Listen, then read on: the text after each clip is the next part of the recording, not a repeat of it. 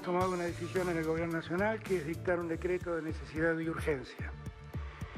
Por ese decreto, a toda la Argentina, a todos los argentinos, a todas las argentinas, a partir de las 0 horas de mañana, deberán someterse al aislamiento social preventivo y obligatorio.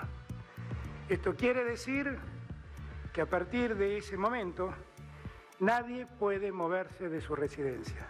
Todos tienen que quedarse en sus casas. La gente está viviendo esta realidad con cierta tensión. O sea, por un lado, yo creo que hay una gran aceptación de la decisión del presidente de proteger la salud por encima de todas las cosas. Yo creo que en ese sentido el presidente tiene una aceptación muy grande en los barrios populares porque notan que prioriza el cuidar la salud y eso la gente lo agradece.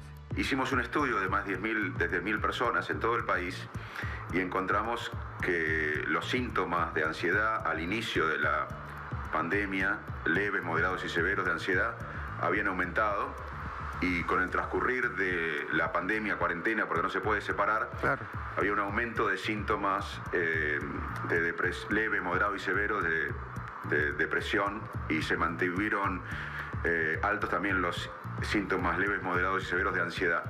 Y bueno, fue una necesidad también plantearlo esto. Pensá que en la Argentina, yo pienso que el sector público debe pagar unos 25 millones de salarios, ¿no es cierto? El presidente, dentro de su anacronismo, se ha vuelto contra la actividad privada, que es la que genera empleo, la que genera utilidades, la que genera inversiones. Bueno, por ese camino me parece que vamos a una especie de Venezuela económica, con un país obviamente más sofisticado que Venezuela, más complejo que Venezuela en materia económica, pero vamos a un país estatal, digamos, una especie de venezualización de la Argentina por idiotas, no por ideólogos, ¿no es cierto? Me parece que Venezuela es el producto de la ideología, Argentina es el producto de la estupidez. Nosotros, como estamos en el hemisferio sur, tenemos la ventaja de tener la experiencia del hemisferio norte y de lo que en realidad tanto en China como en Europa o en Estados Unidos están trabajando. De hecho, el país está participando en un estudio muy importante de la OMS, que es el estudio Solidaridad, que se hace en 10 países, en el cual, y siempre focalizado al adulto, se está trabajando para ver un poco qué es lo que sucede con la efectividad de estas drogas. ¿Cómo estás, Julio? ¿Cómo estás llevando toda esta experiencia única para la humanidad? ¿Cómo la estás llevando vos? Bueno, es una situación rara, diferente, ¿no? Claro. Me siento a veces como si estuviera en una película de Hollywood, ¿no? Que uno ve y dice, wow, qué exagerado que son, ¿no? Esto no va a suceder y sin embargo sucede. Pero bien, dentro de todo, bien, estoy en casa, hace 7 semanas que estoy encerrado. En este momento, Nelson, uno de los experimentos, este es un claro gobierno de impunidad. Es un gobierno que establece una agenda contraria al bien común y a los intereses generales de la sociedad. Hoy la sociedad, como usted bien señalaba, está preocupada por la seguridad, por la salud, por la falta de trabajo, por la corrupción, por las restricciones permanentes a nuestras libertades, por la propiedad privada. ¿Cuál es la agenda del gobierno? Reformar la justicia para Cristina Fernández de Kirchner.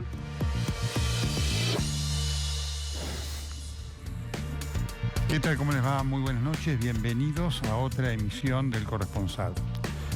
La suerte quiso que nos tocara hoy, este sábado. Se cumple un año del comienzo de la cuarentena.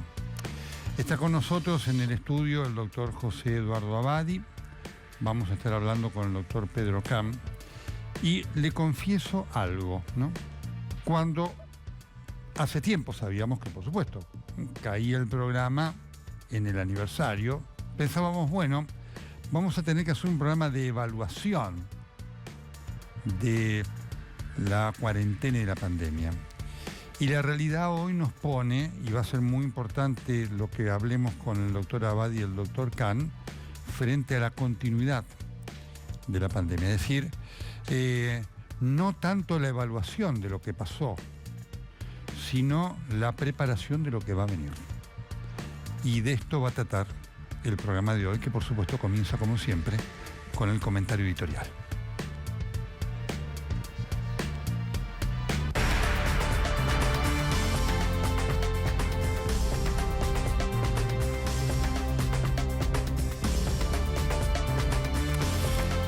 La Argentina es un país que no da respiro, ¿no?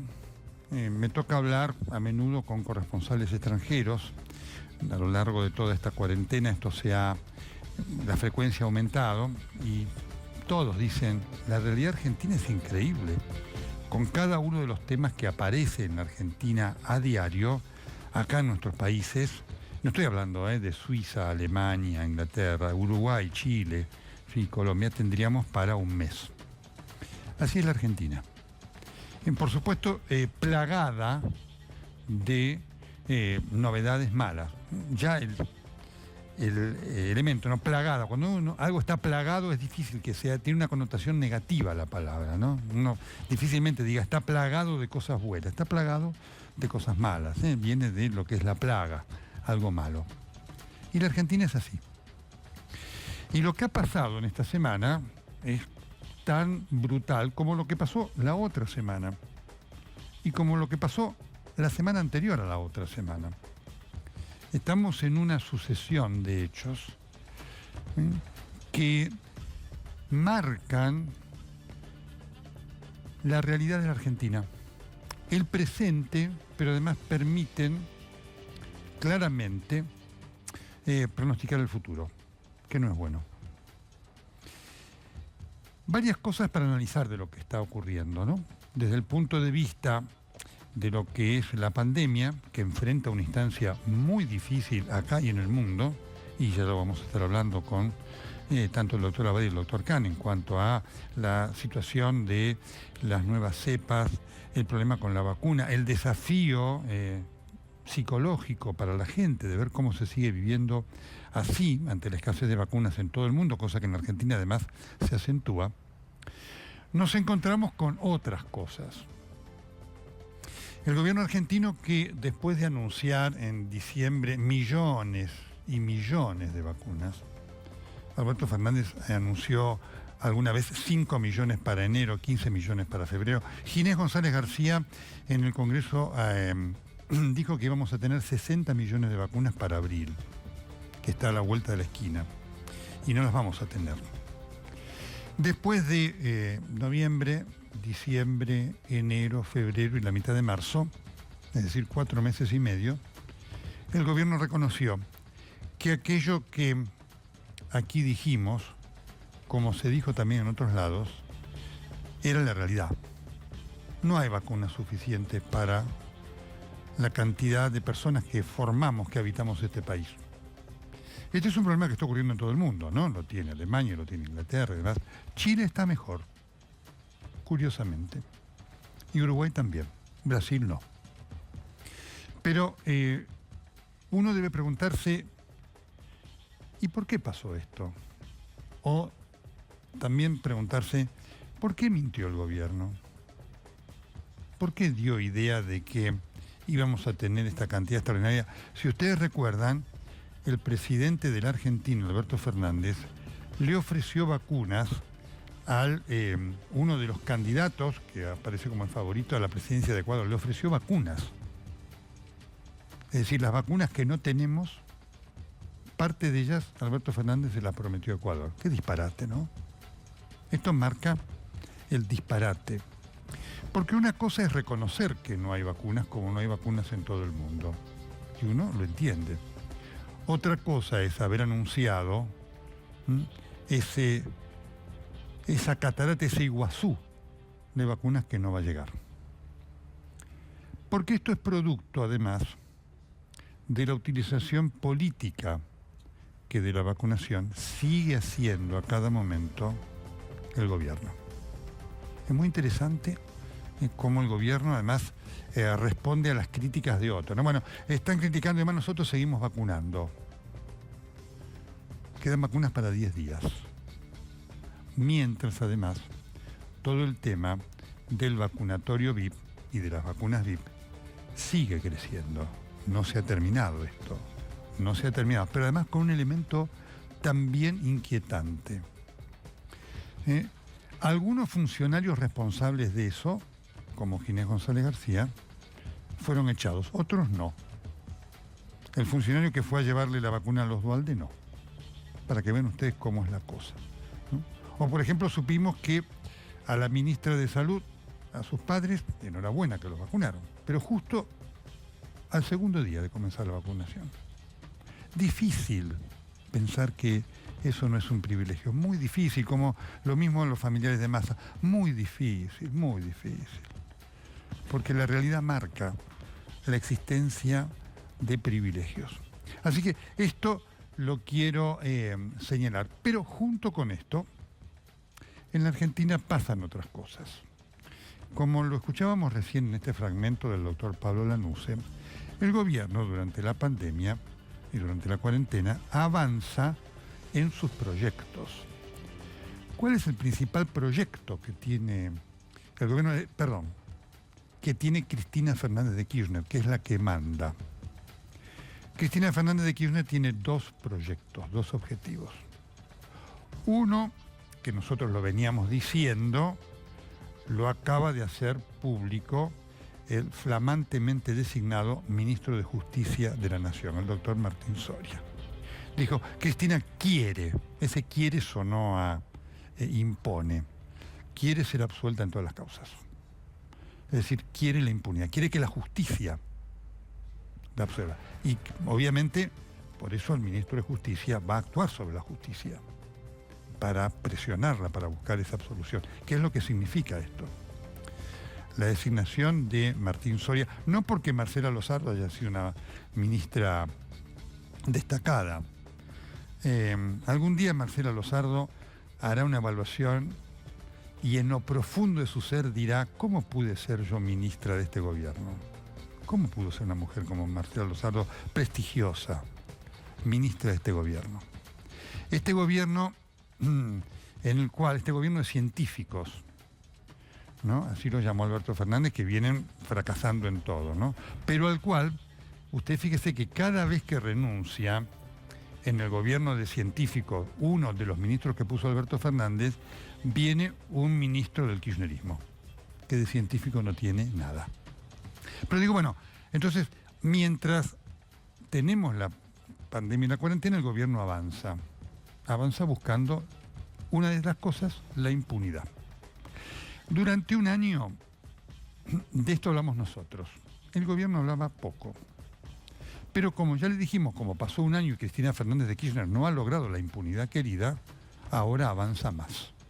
Y ahí viene entonces Martín Soria, un hombre violento. Esa es la idea del kirchnerismo, la violencia. Va a ser un trabajo sucio, ahí el que manda es el segundo del Juan Martín Mena, que va a aprovechar que esté Martín Soria, que se va a inmolar. ¿Qué es lo que le interesa a Martín Soria? Ser gobernador de la provincia de Río Negro, y Cristina lo va a apoyar.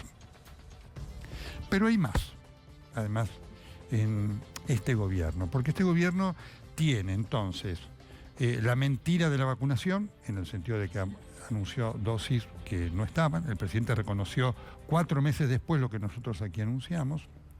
Tiene este tema del escándalo de la vacunación VIP.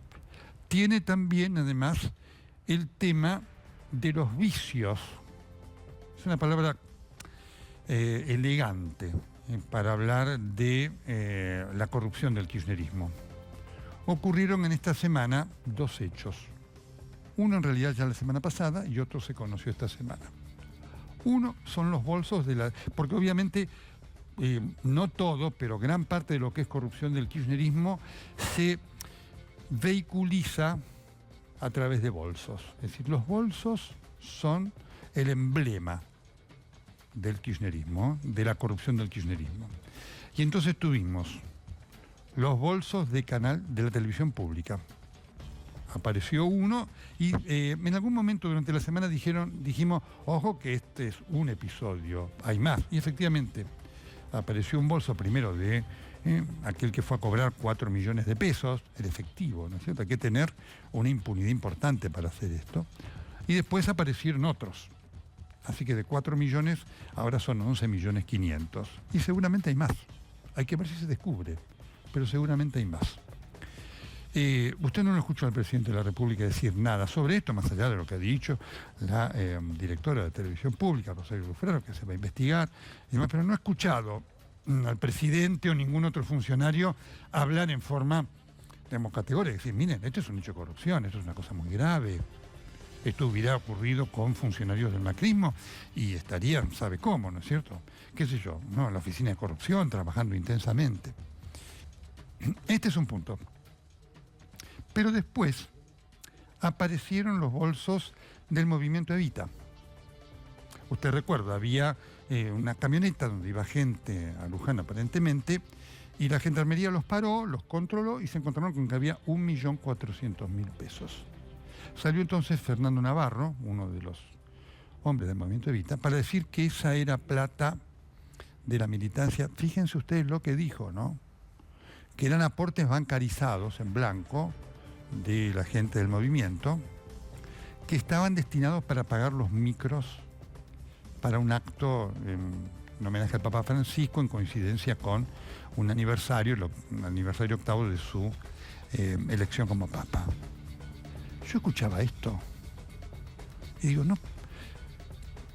no puedo creer, no que me sorprende, pero no puedo creer semejante sincericidio. Es decir, en un país en donde hay gente que no tiene para comer, en un país en el cual vemos acampes de movimientos sociales porque reclaman más planes o aumento de los planes para poder comer, en un país en donde hay gente que como no tiene para comer, va a los comedores de la iglesia, de Margarita Barrientos y demás, en un país en donde esa gente, si no tiene para comer, no tiene para medicamentos, en un país en donde esa gente, si no tiene para comer, no tiene lo elemental del aseo y demás, en el movimiento Evita destinan 1.400.000 pesos para pagar micros. Usted se da cuenta, ¿no?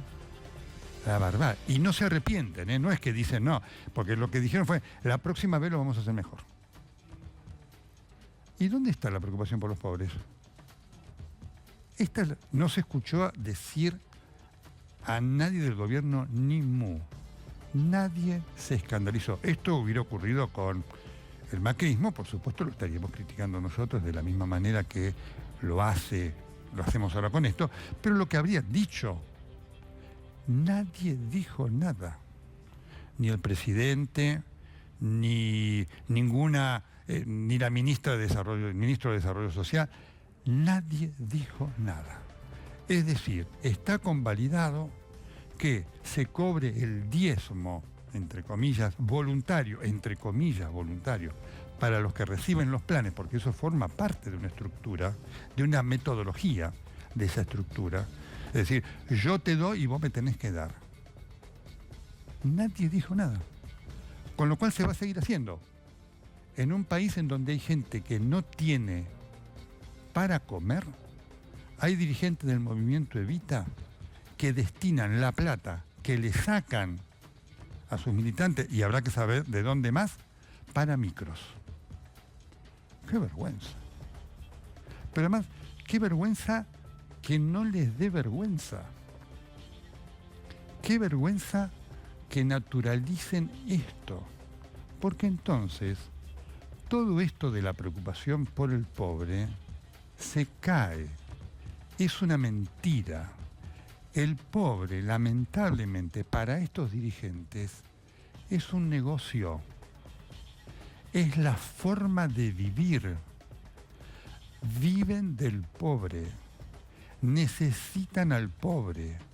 Lo tienen esclavizado. Porque usted se imagina, ¿usted cree que la gente que iba en esos micros, que iba a ir en esos micros, iba feliz y contenta a pasar el día a Luján, a tener que estar allí horas y horas en un acto del cual en muchos casos no entienden nada? ¿Usted cree que esa gente se puede sentir respetada? Porque lo que además marca esto de los bolsos, que para mí fue muy significativo, porque supera el importe, va mucho más allá del 1.400.000 pesos, que para esos ámbitos es muchísimo, es el uso del pobre. Es, vos recibís un plan, te tenés que subir al micro y vas a ir a hacer lo que nosotros ordenamos. Esto que nosotros hemos descrito a los periodistas hasta el cansancio, ha quedado evidenciado en este hecho, que es abyecto. Esto es el kirchnerismo. Esta es la realidad. La base del kirchnerismo es no ideológica. La esencia del kirchnerismo es esta: la mentira y el uso de los instrumentos del Estado para sojuzgar al pobre y utilizarlo como metodología de construcción de poder. Esta es la realidad.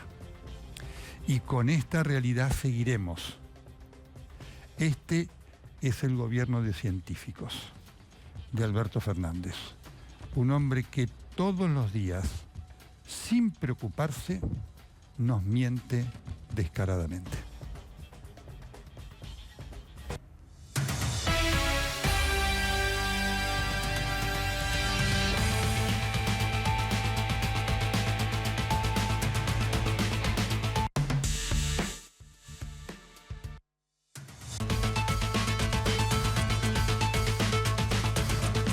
Con el doctor Pedro Kahn, con el doctor José Eduardo Abadi, pero ahora tenemos información de último momento relacionada con los vuelos y las llegadas de vacunas. Está Pedro Dupeso, como siempre, con esta actualización.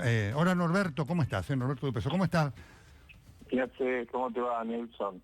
Atento, muy atento a tu editorial, y precisamente durante tu editorial, Presidencia y simultáneamente el presidente de la Unión Argentina se informó que confirmaba lo que anticipamos ayer, que en la madrugada, en muy pocas horas, a las 2:30 de la mañana, está saliendo un nuevo vuelo con destino a Moscú a buscar vacunas. Es el 8º vuelo. Ahora, no me preguntes la cantidad. ¿Por qué? Porque el avión va predispuesto a traer, pero bien lo decías vos, el tema político es muy importante, y por razones políticas cuando llegan allá nunca saben la disponibilidad que tiene Argentina para traer. Así que 2:30 de la mañana está confirmado. Está saliendo un vuelo de Líneas Argentinas con 20 tripulantes directamente a Moscú, 14 horas de vuelo, de vuelta son 16 o 18, depende la resistencia al viento, y calculemos 48 horas para regreso. Perfecto, Norberto. Muchas gracias por este anticipo, esta confirmación de enorme importancia. Gracias, Norberto. Abrazo grande, toca. Muy bien, insisto, ya en un minuto voy a estar hablando con el doctor José Eduardo Abadi, también ya lo tengo al doctor Pedro Kahn. Doctor Kahn, ¿cómo le va? Muy buenas noches. Buenas noches, gracias por llamarme. Bueno, por supuesto, con tantas preguntas, decíamos, hace un mes a lo mejor pensábamos en hacer la evaluación de cómo había sido este año de cuarentena. Hoy tenemos que preguntar cómo viene el futuro ante las informaciones, lo que está pasando en Brasil, las nuevas cepas. ¿En dónde estamos? ¿En qué punto estamos, doctor Kahn? Bueno, estamos evidentemente, si hacemos una historia de los últimos meses, podemos ver que habíamos tenido un descenso de los casos en la Argentina a partir de octubre, un notable rebrote que se produjo a partir de los encuentros del mes de diciembre, encuentros de despedida del año. No me refiero solo al día 24 y 31 de diciembre, sino esos encuentros de amigos, de lugares de trabajo, etcétera, muchos en lugares cerrados, que determinaron que la primera quincena de enero tuviéramos una suerte de pico transitorio, por suerte. Luego los casos comenzaron a bajar, pero claramente en marzo volvieron a empezar a subir. Más circulación, más casos. Por supuesto, estamos por ahora, y digo por ahora, lo subrayo, en una situación ventajosa comparada con lo que está pasando en Chile, en Brasil, en Uruguay, en Paraguay, que tienen un crecimiento muy acelerado. Pero evidentemente estamos entrando en el clima más frío, las actividades van a empezar a hacerse puertas adentro, no todo el mundo tiene la clara conciencia de la importancia que tienen tener los ambientes ventilados y evitar reuniones, y evidentemente con lo que nos está, digamos, con la situación en los países limítrofes que nos rodean, es altamente probable que tengamos un aumento del número de casos en el curso de las próximas semanas o, si tenemos suerte, en el curso de los próximos meses. Claro. Está muy claro. Doctor, ¿qué representa la cepa de Manaus desde el punto de vista sanitario, infectológico y epidemiológico? Bueno, lo que sabemos de la cepa de Manaus es que es más rápidamente infectante que lo podríamos llamar la cepa salvaje o la cepa original. Para que la gente entienda, los virus se multiplican mucho, digamos, se copian a sí mismos muchas veces. En esas copias cometen errores, esos errores se llaman mutaciones. Algunas mutaciones son malas para el virus y el virus se muere en el camino. Otras mutaciones son neutras, pero otras mutaciones le dan ventaja. Y esa ventaja, por ejemplo, en el caso de la cepa de Manaus, es que se transmite más fácilmente que la cepa original. Es por eso que ustedes pueden ver que ha habido, por ejemplo, en la región del Amazonas brasilero, una cantidad inusitada de casos y de muertes, comparado con muchos más meses en la etapa anterior, cuando no había circulado esa cepa. Por el momento en la Argentina, hasta donde yo conozco, se han identificado casos esporádicos de la cepa de Manaus, Tucumán, Rosario, Córdoba, eso es lo que conozco. Puede haber más, no lo sé, pero hay un sistema de vigilancia, hay dos sistemas de vigilancia en realidad, uno que maneja el Instituto Malbrán y otro que lo maneja un consorcio de laboratorios llamado País, que efectivamente están buscando todas las mutaciones para ver si está la cepa inglesa, la cepa sudafricana, la cepa brasilera, etcétera, para determinar hasta dónde esto ha llegado y hasta dónde no. Por el momento no hay circulación comunitaria de la cepa de Manaus hasta ahora, ¿no? Vuelvo a subrayar el concepto de hasta ahora.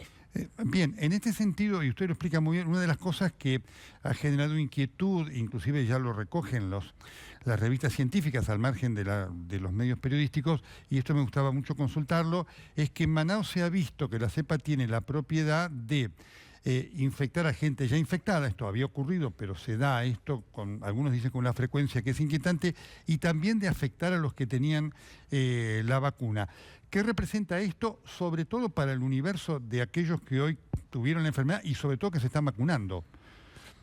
Pero en realidad, sobre el tema de la efectividad de la vacuna con la cepa de Manaus, Nelson, soy franco, no hay una evidencia científica clara. Uno sospecha que, digamos, no deben ser buenas noticias en el futuro, pero, por ejemplo, se sabe que la cepa sudafricana afecta severamente a las vacunas, y por suerte esa cepa hasta el momento no ha circulado en el país. Uno puede sospechar que tal vez la cepa de Manaus se comporte igual, pero la verdad es que no tenemos una evidencia publicada en revistas científicas, que usted conoce perfectamente bien, que es la que nos sirve como referencia para poder dar una respuesta educada en este sentido. En este marco, doctor, y por supuesto atendiendo a esto que usted señala, la situación de Brasil desde el punto de vista epidemiológico, ¿qué representa para el mundo, para el continente y para la Argentina? Bueno, para el mundo ya lo expresó la Organización Mundial de la Salud, que en general, es como todos los organismos internacionales que dependen de los Estados Unidos, son muy diplomáticos a la hora de señalar a un país en particular. Han manifestado la preocupación que para el mundo significa la situación de Brasil.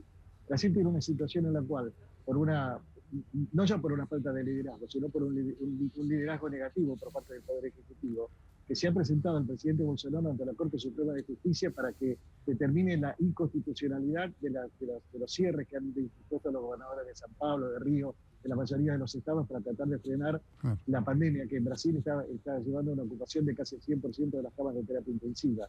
Hay una militancia activa, digamos, de parte del Poder Ejecutivo en ese país que ha determinado esta situación y hace que mucha gente no siga los consejos de aislamiento y tenga, bueno, la situación que usted conoce perfectamente bien, con 2.000 a 1.500 muertos por día, con una cantidad impresionante de casos a diario, que lleva a Brasil a estar en el segundo puesto en el mundo, después de los Estados Unidos, en el número de casos. Así que esto representa un peligro grande y evidentemente yo creo que tenemos que ser muy enérgicos en la idea de que hay que evitar los viajes que no sean imprescindibles. Yo entiendo que cuando se habla de cerrar fronteras, si uno hablara de un cierre de fronteras en un 100%, estaríamos diciendo que los camiones que traen mercadería de Brasil y que llevan mercadería de Brasil, el presupuesto sociocomercial, no pueden circular. Yo entiendo que pueda circular un camión, no entiendo que tenga que haber viajes de egresados a Brasil o que tenga que haber gente que se vaya, por ejemplo, a Bucios o a Río de Janeiro o a cualquier otro lugar para vacacionar en un momento en el que esto representa un peligro muy grande para esas personas y para las personas que estamos en la Argentina. Estamos dialogando con el doctor Pedro Khan. Estamos hoy con esta idea de ver cómo viene el futuro. Quiero incorporarlo al doctor José Eduardo Abadi. ¿Qué tal, José Eduardo? ¿Cómo estás? Nelson, ¿cómo estás? Para compartir esta charla además con el doctor Pedro Khan, porque representan los dos ejes por donde va a caminar esto, ¿no? El infectológico, el epidemiológico, y también lo decía recién el doctor Khan, ¿no? Este desafío para la población, ¿no?, mundial como tal de la Argentina. Hoy, ¿en qué punto? Te hago la misma pregunta que al doctor Pedro Khan. ¿En dónde estamos desde ese punto de vista de lo que vos ves como desafío psíquico para las personas?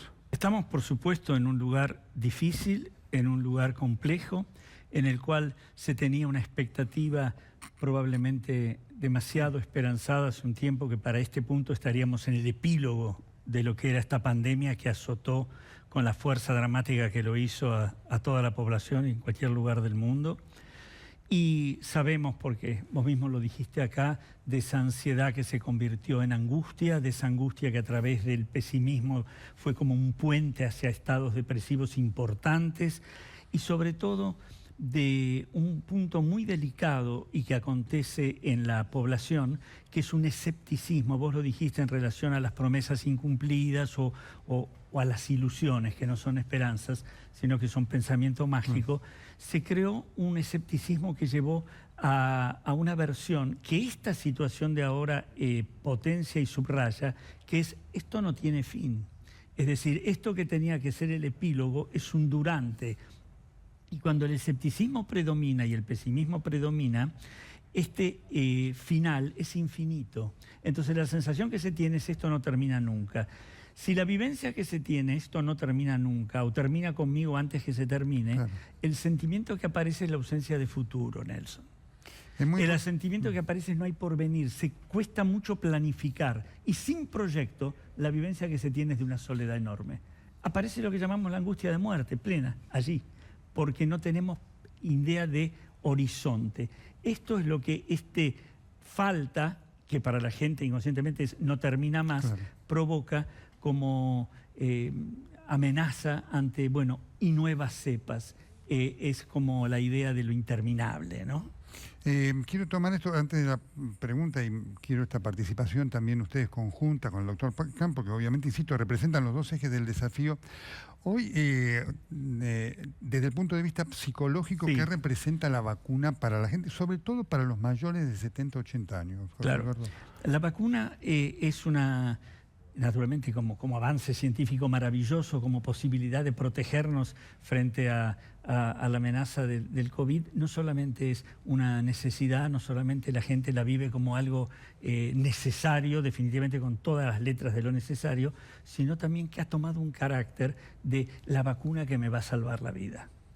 La vacuna que es para gente grande, que va a evitar que me expropien, como mucha gente mayor siente, otro año de vida. Porque parte de lo que generó quédate en casa, que por lo prolongado se transformó después en aislamiento y encierro, para la gente mayor fue: me expropian, me sacan, me sacaron como en una especie de paréntesis un año de mi vida. Entonces, la idea de la vacuna es poder volver a la vida, te diría. Y cuando aparecen situaciones como el Vacunagate, por ejemplo, donde, bueno, quedamos todos sorprendidos, claro, triste y vergonzosamente sorprendidos, el sentimiento que tienen es: llegaré a poder vacunarme, estará para mí, llegará la cantidad, y aparece entonces una ansiedad enorme y un júbilo también llamativo. Es razonable que esté contento, pero aparece un júbilo: logré, ¿no? Claro. La salvación. Está, ¿no?, muy claro. Doctor Kahn, técnicamente hablando de las vacunas, ¿no? Me gustaría su explicación sobre dos, ¿no?, casos. La AstraZeneca, esta polémica que surgió en Europa sobre aparentemente caso único, después aparentemente aparecieron otros más de trombosis, y esta discusión que se está dando con la Sinopharm en cuanto a que hay quienes dicen podría darse para mayores de 60 años. Lo escuchamos, doctor. En primer lugar, quiero saludar a José, buenas noches. Hola, Pedro. ¿Cómo te va? Quiero sumarme un poco al comentario que hizo el doctor Abad recién, en el sentido de la esperanza que significa la vacuna. Yo quiero ser absolutamente claro. No se va a resolver el problema de la pandemia sin las vacunas, pero las vacunas solas no alcanzan. ¿En qué sentido? Si nosotros no tenemos una cuota de responsabilidad social, por supuesto la responsabilidad empieza por los estados, ¿no? Empieza por el gobierno nacional, el gobierno de la ciudad, los gobiernos de las provincias, las intendencias, etcétera, en tomar las medidas necesarias, pero la responsabilidad individual de los ciudadanos. La vacuna no es perfecta. Primero, las mejores vacunas tienen cobertura del 90-95%, lo cual quiere decir que hay un 5-10% que, entre comillas, como dice la gente, no le prende la vacuna, no genera los anticuerpos o los mecanismos inmunológicos necesarios. En segundo lugar, ustedes ya lo comentaron, las vacunas están en falta en todo el mundo. Hoy mismo la Unión Europea intimó a AstraZeneca a entregar las dosis comprometidas porque están retrasadas las entregas, como viene pasando con la vacuna del Instituto Gamaleya, como viene pasando con la vacuna de Pfizer, de Moderna, etcétera, etcétera. De modo tal que Ese es un tema que la gente tiene que tener en cuenta. Necesitamos vacunas más responsabilidad social. Vacunas solas, por más que sean altamente efectivas, no van a resolver el problema. Recordemos que todavía no tenemos vacunas para niños y los niños pueden infectarse y pueden transmitir. Entonces no vamos a resolver el problema solamente con la vacuna. Por supuesto que todos nos ponemos contentos cuando recibimos la vacuna, pero hay que insistir en que aun cuando uno tenga el pinchazo hecho en el hombro o los 2 pinchazos hechos en el hombro, eso no lo libera de tomar la conducta. Me permite, es un punto muy importante, doctor Cani. Quiero, antes de ir a la respuesta técnica esta, José Eduardo, ¿y hoy cómo está? Porque es lo que cuenta el doctor, es un elemento muy importante, ¿no? ¿Cómo está la gente en cuanto a aceptar esto de que la vacuna significa seguir ejerciendo la responsabilidad de cuidarse? ¿Vos qué ves? ¿Qué escuchás? Bueno, hay una cosa que es muy importante y se articula mucho con lo que decía Pedro, que es lo siguiente. Tenemos ese trípode, este síndrome pandemia que sabemos que tiene que ver con el hartazgo psíquico, el agobio físico y la vivencia de sensación de ausencia de futuro. Esto es un trípode muy importante, Nelson, para pensarlo. De allí acontecen después pesimismo, camino a la depresión, aparece la irritabilidad, aparece una sensación de extrañeza con uno mismo disfrazada de pregunta existencial. Son situaciones de una vivencia de artificiosidad que se está viviendo.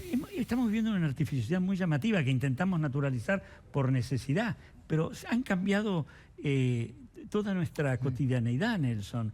Entonces, frente a ese sentimiento de desasosiego y de la desesperación, se acude al pensamiento mágico. La vacuna adquiere un carácter mágico. Es una cosa muy importante, muy potente, no mágica, que es lo que dice Pedro cuando comenta, por favor, esto no es la llave con la que se termina por decreto todo el problema. Si queremos poder luchar contra esto, que tiene una continuidad que no sabemos cuándo termina con exactitud, barbijo, higiene y distancia social.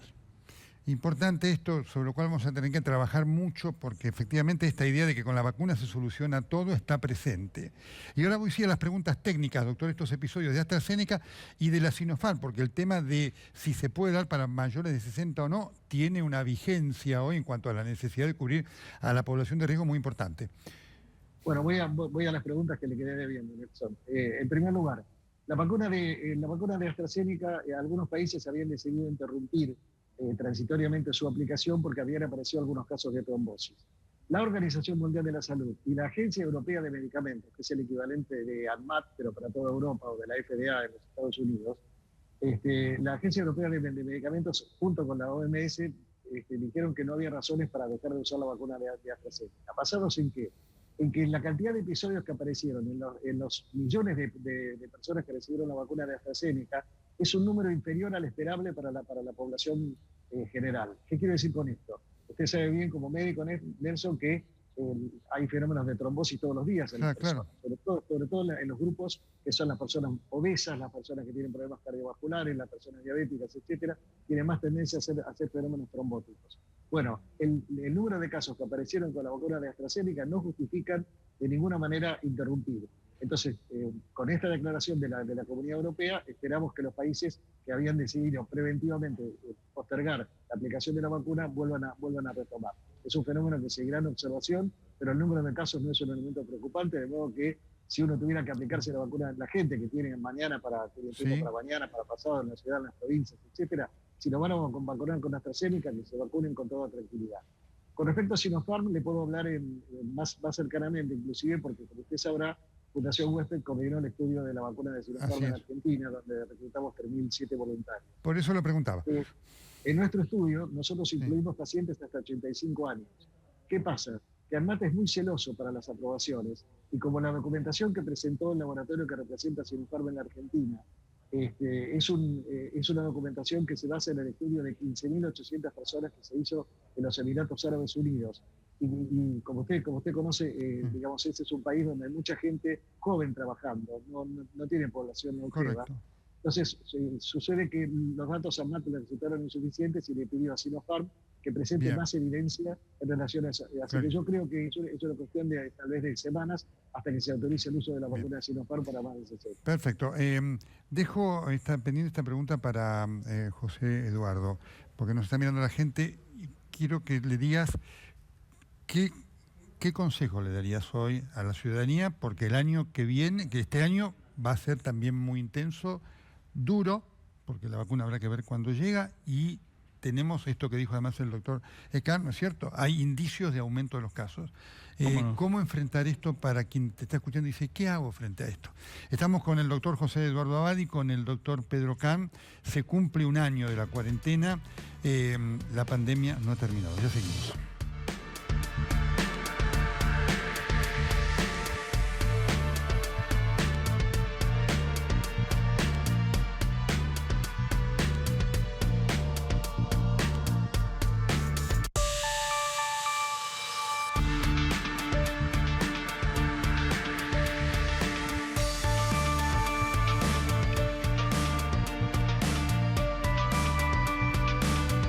De logística, turísticos y portuarios, yacimientos de litio y otros minerales. Llegó la hora de invertir con el que sabe. Llegó la hora de Adrián Mercado Comex.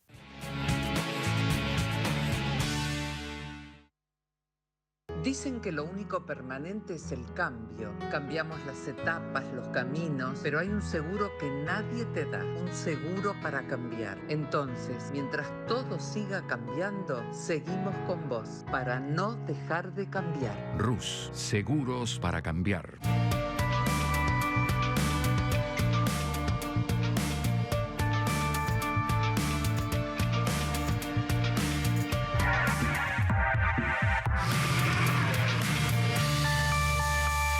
Argentina debe conquistar nuevos mercados para converger con las economías más desarrolladas. Adrián Mercado cuenta con portfolios de inversión, agroindustriales, regionales, de logística, turísticos y portuarios, yacimientos de litio y otros minerales. Llegó la hora de invertir con el que sabe. Llegó la hora de Adrián Mercado Comex. Estamos compartiendo la noche de hoy con el doctor José Eduardo Abadi, con el doctor Pedro Kahn, hablando del futuro, de cómo sigue la historia de la pandemia en la Argentina. Le preguntaba al doctor José Eduardo Abadi que en virtud de esto, es decir, ¿qué debe esperar, cómo debe prepararse hoy quien nos está mirando y dice, tengo todavía meses por delante, ya sea, como decía el doctor Pedro Kahn, ¿no?, con vacuna o sin vacuna, en cuanto a que la pandemia existe?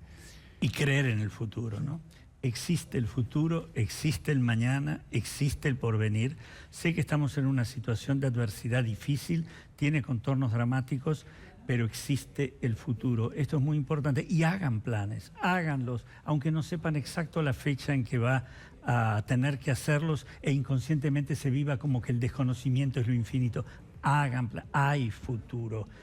Y una cosa importante para articular lo que decíamos con Pedro, con vos en la conversación anterior, es que haya un optimismo lúcido. ¿Qué es un optimismo lúcido? A diferencia del optimismo ingenuo que cree lo que quiere creer, lo que en realidad cree lo que desea que le digan y no lo que es, digamos así. El optimismo lúcido es tener principio de realidad, criterio de realidad, capacidad de, en la medida de lo posible y si no pedir la ayuda, de sostener una frustración, ¿no?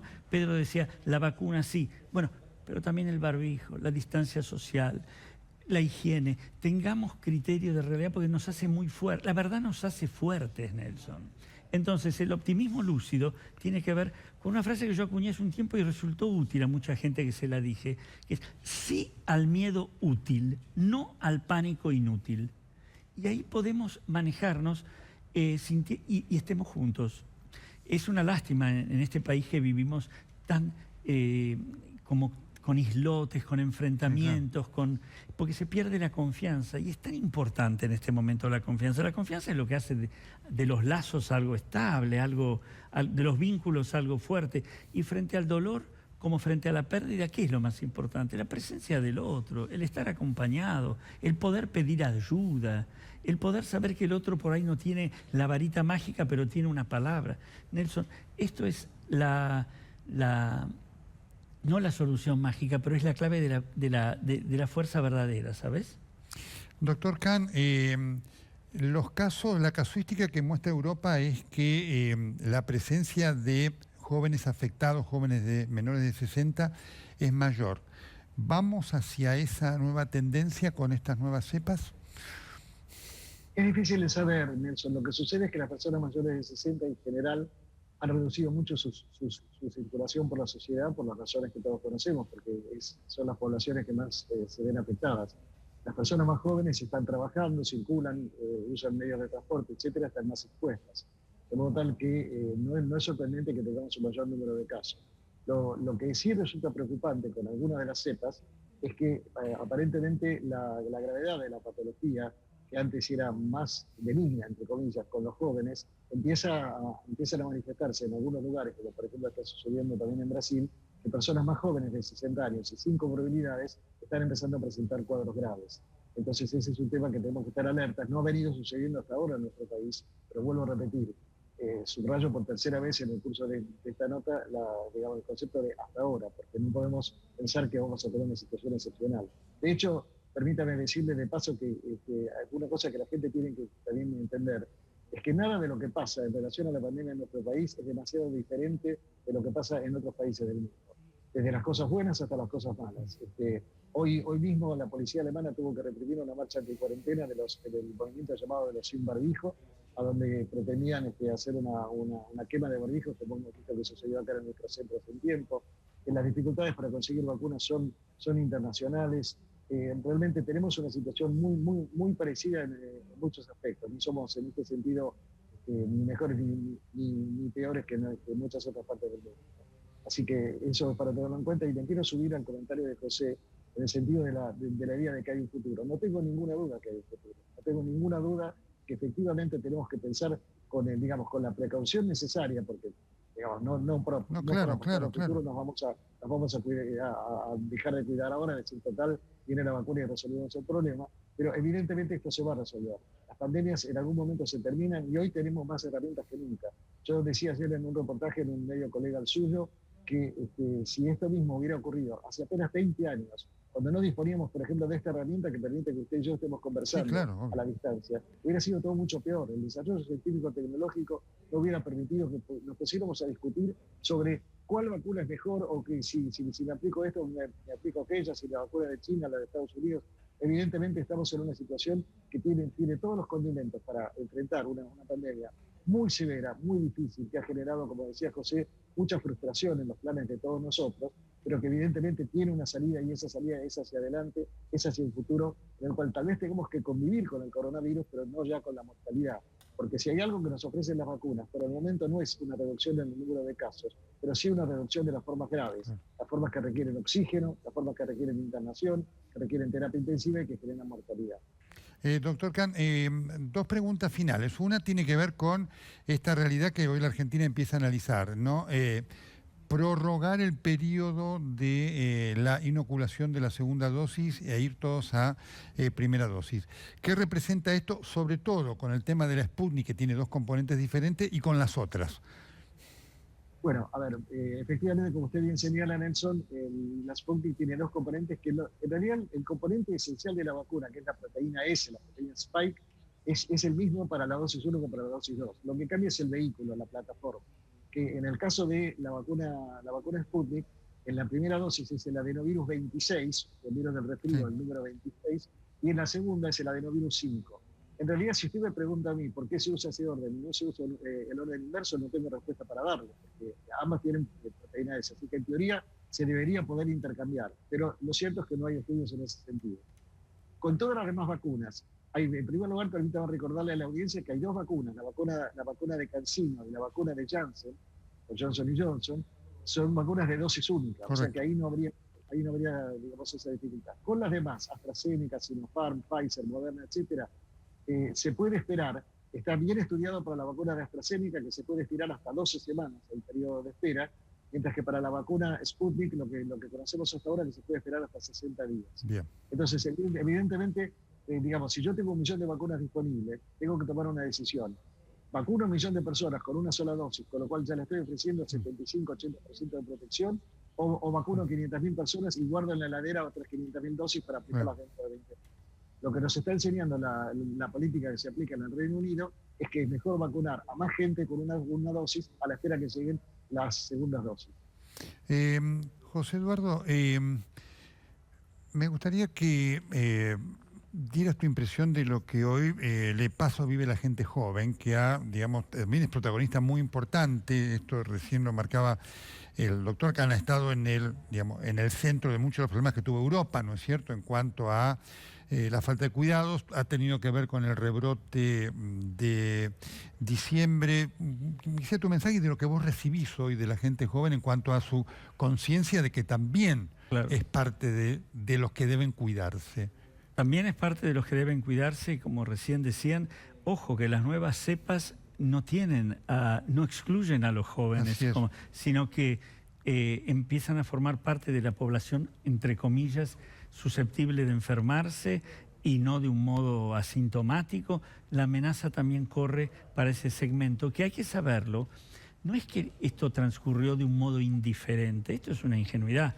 Los jóvenes también se angustiaron mucho y parte de las conductas que promueve una angustia no pasible de ser elaborada son reacciones muchas veces o conductas equivocadas. Es muy interesante decir, que vos son ves la que negación. de las cosas que vimos con las fiestas y demás, lo interpretás o de tu experiencia en algunos casos han sido como efectos reactivos de esa angustia que se vivió. No hay una sola respuesta, pero ha habido muchos también conductas reactivas que consisten en negar, en a mí no me va a ocurrir, en una sola vez. La negación, la desmentida, la minimización, la racionalización, son mecanismos que actúan.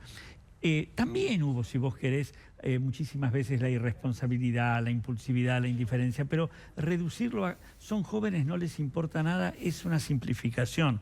También están en casas donde ven a los padres asustados, donde ven a un abuelo que siente que le están sacando tiempo de vida. Creo que lo que es importante es que lo puedan aceptar. El trabajo es aceptar la situación que se está viviendo, tratar de empatizar con aquello que obviamente está sucediendo y con los que están en una situación más ansiosa, más angustiosa, y probablemente esto pueda permitir conformar una comunicación mucho más fuerte en el seno de la familia y así poder sentirse más acompañante y acompañados. Creo que uno de los peligros es suponer que esto no tiene que ver conmigo. Esta pandemia tiene que ver con todos. Perfecto. Estamos con el doctor José Eduardo Abadi, con el doctor Pedro Can, y agradeciéndoles enormemente a la repercusión que está teniendo en los televidentes. Vamos a ir a la última pausa y tengo dos preguntas finales, una para el doctor Can y otra para el doctor Abadi. Estamos en El Corresponsal, ya seguimos.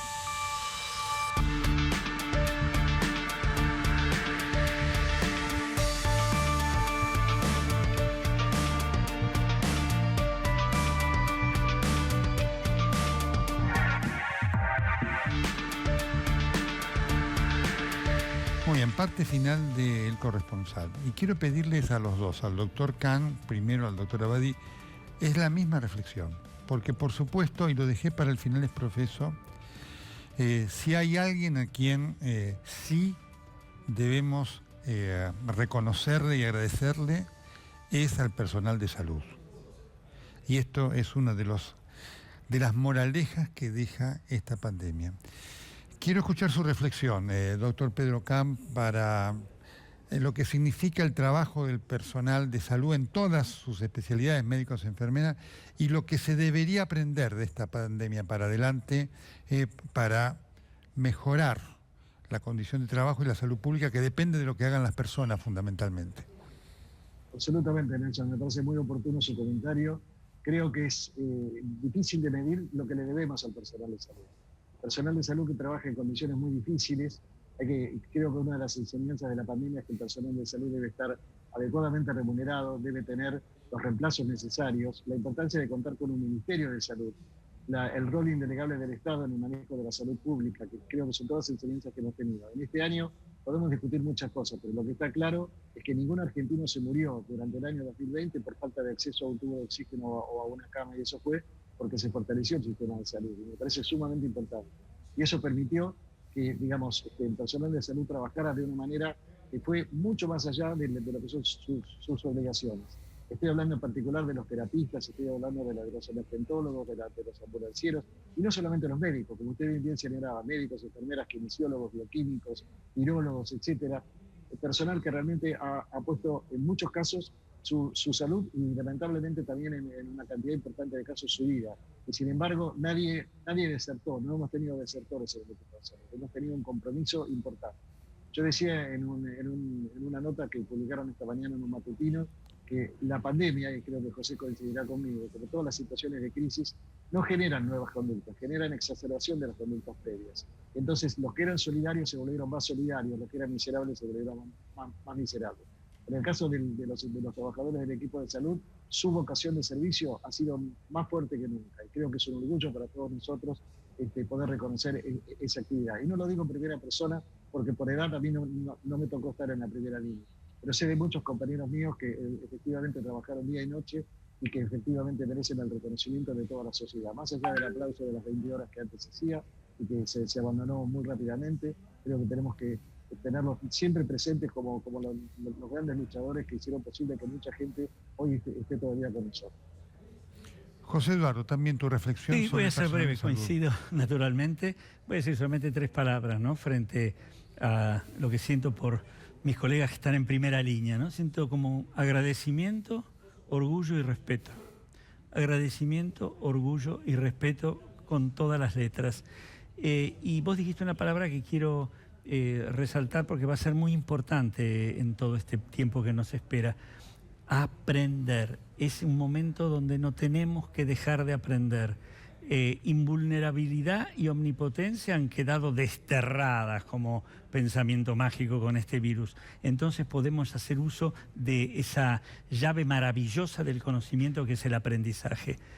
Humildad, búsqueda, esfuerzo. Aprendamos que eso nos va a dar respuestas, bueno, paulatinas, periódicas, ¿no? hacia los conflictos que tenemos que resolver, hacia las enfermedades que tenemos que curar. José Eduardo Abadi, muchísimas gracias. Doctor Pedro Camp, muchas gracias. Al contrario, un placer compartir esta noche con ustedes dos. Lo mismo, Pedro. Muchísimas gracias. La reflexión final tiene mucho que ver con esto y tiene que ver con los hechos. En agosto de 2019, científicos importantes del mundo les dijeron a líderes importantes del mundo, líderes políticos del mundo, que venía la pandemia por el coronavirus. Nadie los escuchó. Y así estamos. La pregunta es, ¿el poder aprenderá esta lección? La historia y los hechos lo responderán. Nos reencontramos el próximo sábado. Muchísimas gracias.